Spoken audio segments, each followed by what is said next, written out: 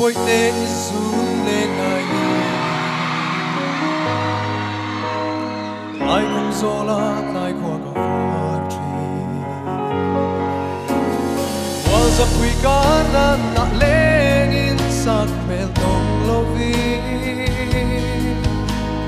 chiếc bít hạt in sam reng trì nè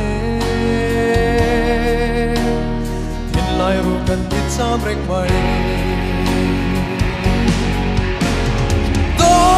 nắng nghe lại lung lên cả tua thiam lâu suy lu gặp phang trí nè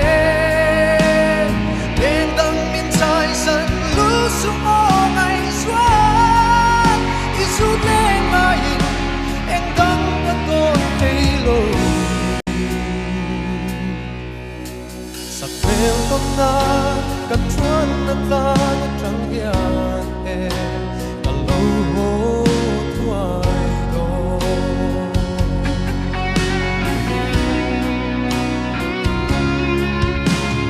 em tin mình ngái về thật hồ vì thiên lai ru cả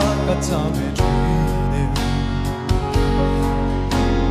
cây giống isu na thô giang in ô cả hoài reng si thấy một gì lâu thiên lai ru cần đi xa reng mây có đi nắng nắng nghe lạnh lùng lên cả tua thiam lâu suy lu gặp phang trí nè lên đâm miền trái sân lu xuống ô ngày xuân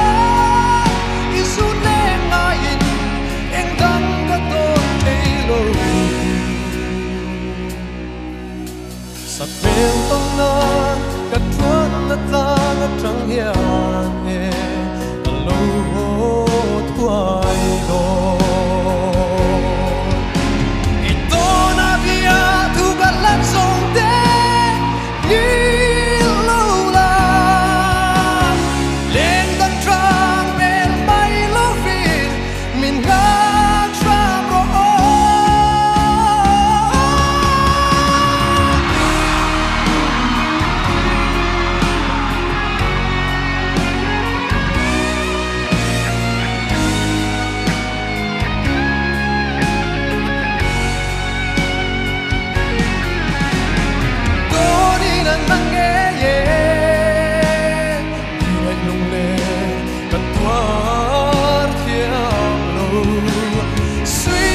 phang trí nè lên đằng miền trái sân lũ su ô ngày xuân isu lên ngayin em đắng đã tôn thấy lô sắp bèo tông na cả chuan na ta ngất trăng hiền e